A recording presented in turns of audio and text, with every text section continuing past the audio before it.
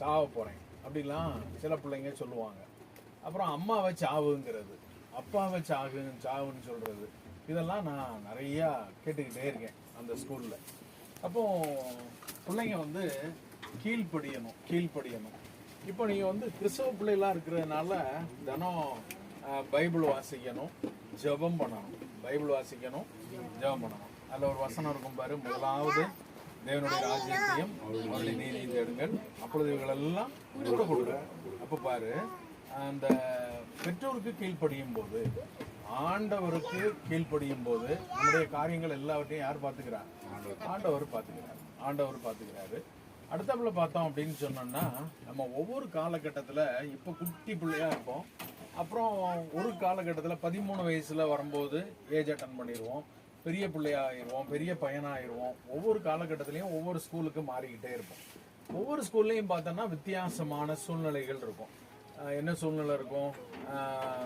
இந்த தேவையில்லாத கெட்ட பழக்கங்கள், கஞ்சா வச்சிருப்பான், கூலிப்புன்னு சொல்லி ஒன்று வச்சிருப்பான், அப்புறம் போதைக்காக என்னத்தெல்லாமோ பயன்படுத்துவான். இப்போ இதுலெல்லாம் இருந்து நம்ம என்ன செய்யணும்?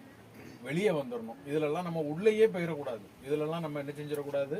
உள்ளே போயிடக்கூடாது. எதுக்காக போயிடக்கூடாது அப்படின்னு சொன்னா, நம்ம பெற்றோரை நேசிச்சோம் அப்படின்னு சொன்னாலே இந்த பழக்கங்கள்லாம் நமக்கு வராது. அடுத்தப்பல ஆண்டவர் என்னைய பார்த்துக்கிட்டு இருக்காருன்னு ஒரு பயம் இருந்ததுன்னா இந்த பழக்கம் வரவே வராது. அப்போ ஆண்டவர் நம்மள ஒவ்வொரு காரியத்திலையும் பார்த்துக்கிட்டு இருக்காரு. நம்ம நினைச்சுக்கிடுவோம், நான் வந்து இருட்டு அறையில தானே நான் இந்த தப்பை செய்யறேன், நான் வந்து யாருக்கும் தெரியாம தானே செய்யறேன், எங்க அம்மா அப்பா வீட்டுல இல்ல, எங்க வீட்டுல ஒருத்தருமே இல்லைன்னு நினைக்கிறோம். யார் இருக்கா வீட்டுல? ஆண்டவர் இருக்காரு, ஏசப்பா இருக்காங்க, பார்த்துட்டே இருக்காங்க.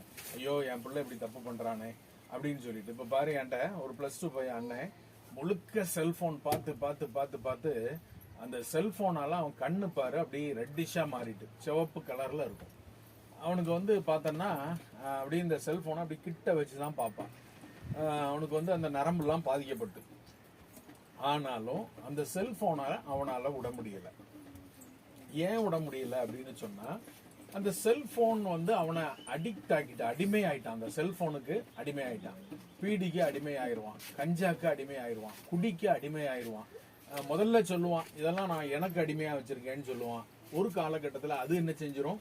அவனை அடிமையாக்கிரும். அதுல இருந்து வெளியே வர முடியாது.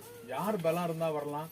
ஆண்டவருடைய பலம் இருந்தா மாத்திரம்தான் வர முடியும். ஆனா இந்த அண்ணன் பாரு, அவனுக்கு அப்படி கண்ணெல்லாம் சிவப்பாயிட்டு, இந்த கையை அப்படி நீட்ட சொன்னா அப்படி இந்த கை இப்படி ஆடும்.